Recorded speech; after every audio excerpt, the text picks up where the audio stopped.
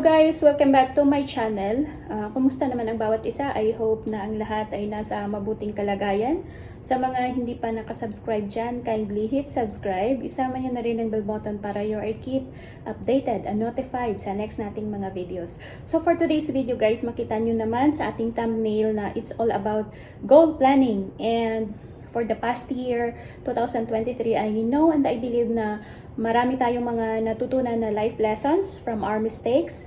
Meron tayong mga strategies or merong mga bagay na which have worked sa 2023 na pwede nating dalhin for the year 2024. So let's start this year with the right mindset. So kailangan nating magkaroon ng goal planning. Don't let this year end again na parang walang nangyari. So we have to plan. Sabi nga, a person who fails to plan is planning to fail. Just as simple.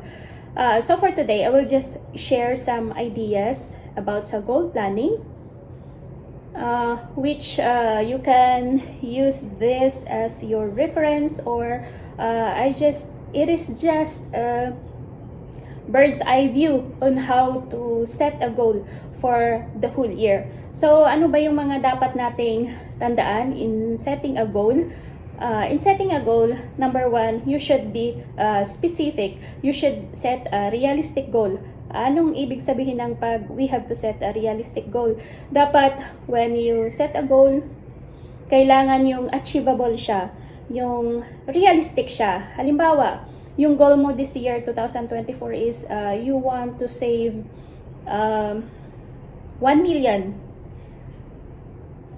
It is okay if kumikita ka ng amount mo is 100,000 or 50,000, I think you can achieve that.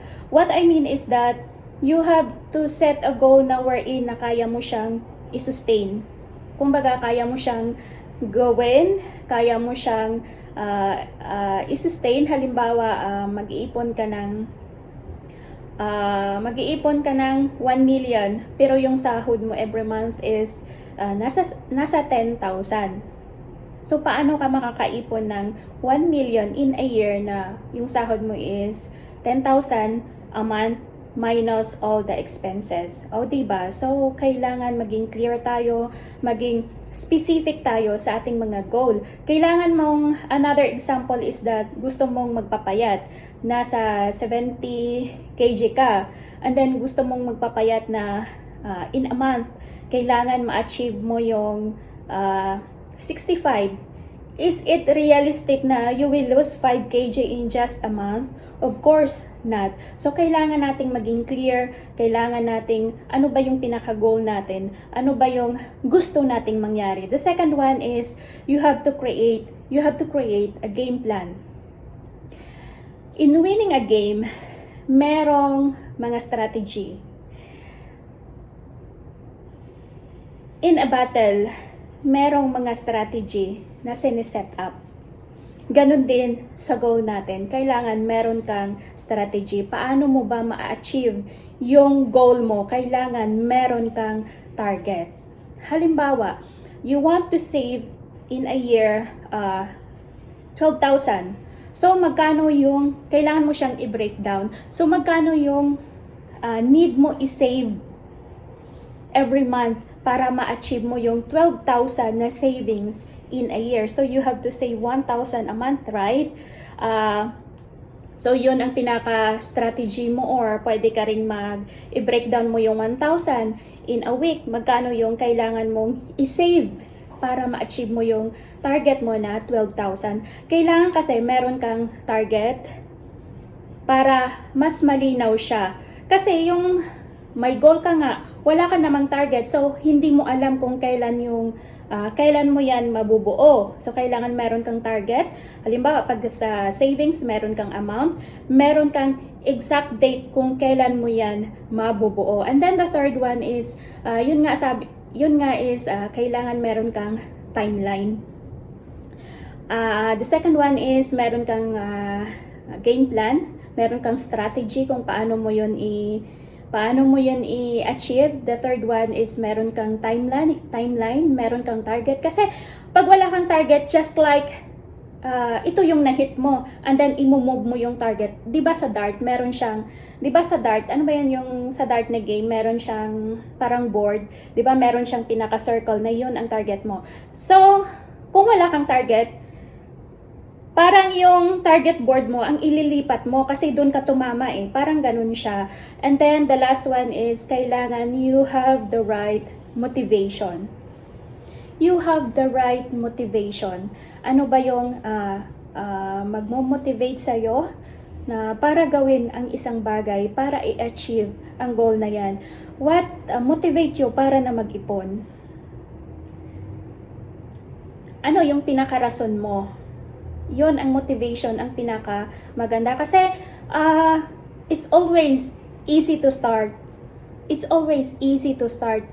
Mas madaling umpisahan ang isang bagay kaysa tapusin ito. So kailangan andyan yung motivation mo na kahit mahirap, through thick and thin, ginagawa mo pa rin na you are being consistent kahit na kung minsan tinatamad ka, halimbawa sa pag-exercise, sa pag you want to lose weight, kung minsan nawawala ka sa wisyo, so kailangan merong mag-motivate sa'yo. Halimbawa sa exercise mo, what motivates you is that gusto mo maging healthy.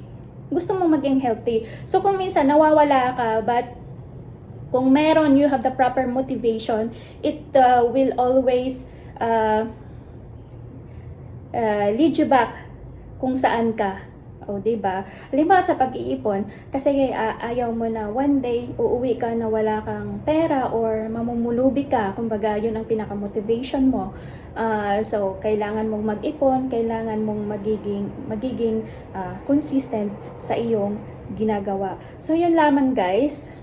Yun lang ang gusto kong i-share sa inyo, na don't let this year na just goes by na parang wala lang nangyari, na parang wala tayong ginawa, just go with the flow, parang ganon.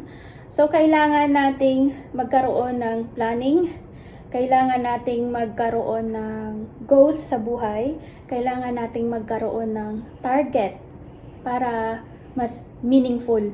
We will end up this year na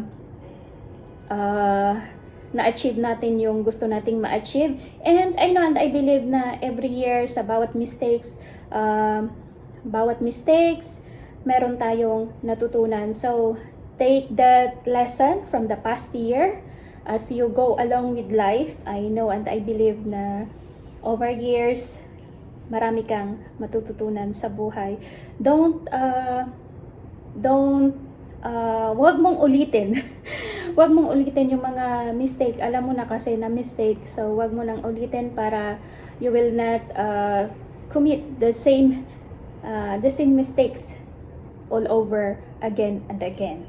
Ayun. So, maraming salamat sa inyong lahat. I hope na yung konting idea ko na isinishare ko sa inyo ay makapagbigay ng somewhat like an inspiration or somewhat like an idea for you. It's all up to you. Sabi ko nga, life is an art. Ikaw ang magde-design ng buhay mo. So, mga ideas ay andyan lang yan sa tabi-tabi.